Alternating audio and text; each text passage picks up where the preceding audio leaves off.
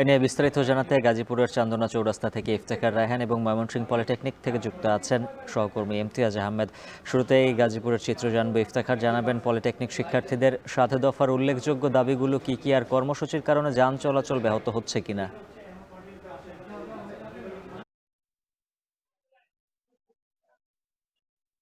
উজ্জ্বল, আসলে আজকের যে কর্মসূচি সেটি পূর্ব নির্ধারিত ছিল এবং সেই পূর্ব নির্ধারিত কর্মসূচিতে অংশ নিতে গাজীপুরের বিভিন্ন যে পলিটেকনিকের শিক্ষার্থীরা রয়েছেন তারা কিন্তু এই মুহূর্তে কিন্তু মিছিল সহকারে তারা গাজীপুরের চান্দনা চৌরাস্তার দিকে যাচ্ছেন এবং তারা যে মূলত তাদের যে দাবিটি রয়েছে সেই দাবিটি হচ্ছে মূলত তাদের যে ৭ দফা দাবি, সেই ৭ দফা দাবি বাস্তবায়নের জন্য তারা এখানে বিক্ষোভ করছেন। পাশাপাশি তারা কিন্তু মূলত গত প্রায় ১ থেকে ২ মাস যাবত কিন্তু এই বিএসসি প্রকৌশল এবং যে ডিপ্লোমা প্রকৌশল তাদের মধ্যে কিন্তু বিভিন্ন বিষয় নিয়ে কিন্তু দ্বিধাদ্বন্দ্ব তৈরি হয়েছে, যার ফলে কিন্তু আমরা দেখেছি যে সড়ক দখল, পাশাপাশি রেলপথ অবরোধের মতো কর্মসূচি কিন্তু গতকালকে করা হয়েছিল। তারই ধারাবাহিকতা কিন্তু আজকে তাদের পূর্ব নির্ধারিত ঘোষণা ছিল যে ডুয়েটের সামনে থেকে যারা বিভিন্ন পলিটেকনিকের শিক্ষার্থী রয়েছেন তারা মিছিল সহকারে গাজীপুরের চান্দনা চৌরাস্তার অভিমুখে যাবেন।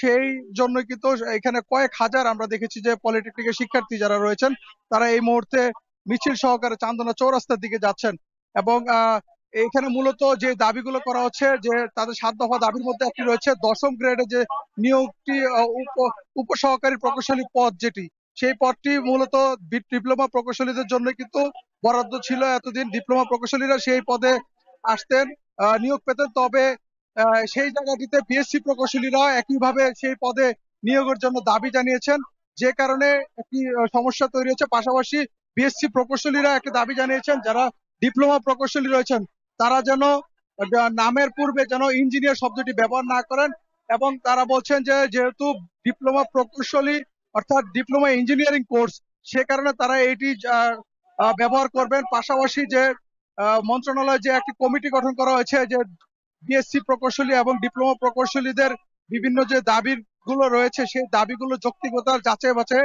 সেই সেই সেই যাচাই বাছাই কমিটিতে কিন্তু ১৭ জন বিএসসি প্রকৌশলী রয়েছেন এবং ৫ জন কিন্তু ডিপ্লোমা প্রকৌশলীকে রাখা হয়েছে এবং সেই কমিটিকে প্রত্যাখ্যান করেছেন ডিপ্লোমা প্রকৌশলীরা এবং তারা এখান থেকে মিছিল নিয়ে তারা চান্দনা চৌরাস্তায় ঢাকা ময়মনসিংহ মহাসড়ক অবরোধ করবেন এবং অবরোধ যতক্ষণ পর্যন্ত তাদের দাবি সরকারের পক্ষ থেকে মেনে না নেওয়া হবে ততক্ষণ পর্যন্ত তারা এই মহাসড়কটি অবরোধ করে রাখবেন বলে তারা জানিয়েছেন। তো আমাদের আরেক সহকর্মী রয়েছে ময়মনসিংহে, ইমতিয়াজ, আমরা তার কাছে চলে যাবো সেখানকার সবশেষ পরিস্থিতি জানতে।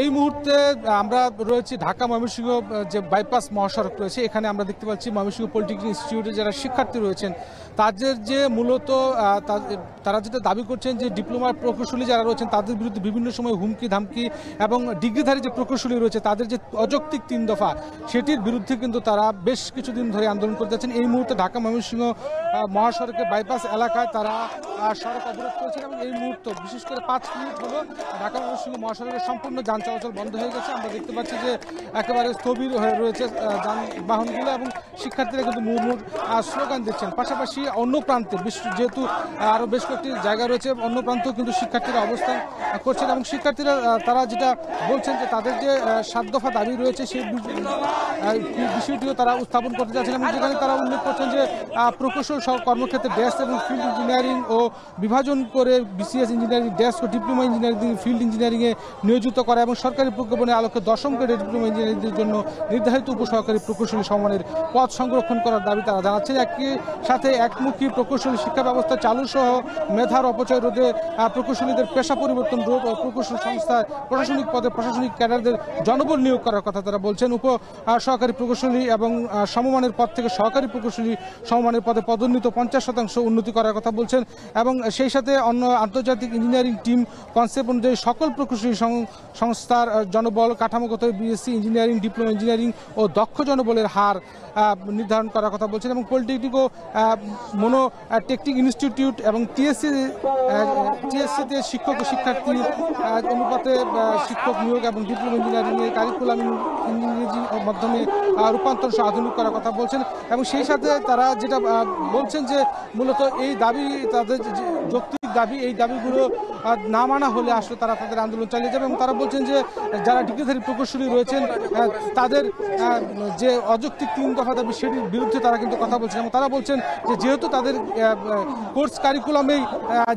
কোর্স কারিকুলামে লেখা রয়েছে যে ডিপ্লোমা ইঞ্জিনিয়ারিং, সুতরাং কেন তারা ইঞ্জিনিয়ারিং বিষয়টি তারা লিখতে পারবে না, প্রকৌশলী লিখতে পারবে না, সে বিষয়টি নিয়ে তাদের তীব্র প্রতিবাদ রয়েছে। তো এই মুহূর্তে আমরা দেখতে পাচ্ছি যে ঢাকা ময়মনসিংহ বাইপাস মহাসড়কে কিন্তু পুরোপুরি যান চলাচল বন্ধ রয়েছে। ঢাকা ময়মনসিংহ রুটে যান চলাচল বন্ধ রয়েছে। যে শুধু ঢাকা ময়মনসিংহ রুটে নয়, এখান দিয়ে কিন্তু শেরপুর, জামালপুর, কিশোরগঞ্জ, নেত্রকোনা যত গাড়ি চলাচল করে সব গাড়ি কিন্তু এই মুহূর্তে বন্ধ রয়েছে এবং শিক্ষার্থীরা কিন্তু এখন আন্দোলন অবস্থায় রয়েছে। সব মিলে এই ছিল এখনকার মতো ময়মনসিংহ থেকে পলিটেকনিক ইনস্টিটিউটের শিক্ষার্থী আন্দোলনের সর্বশেষ খবর আমার কাছে। উজ্জ্বল।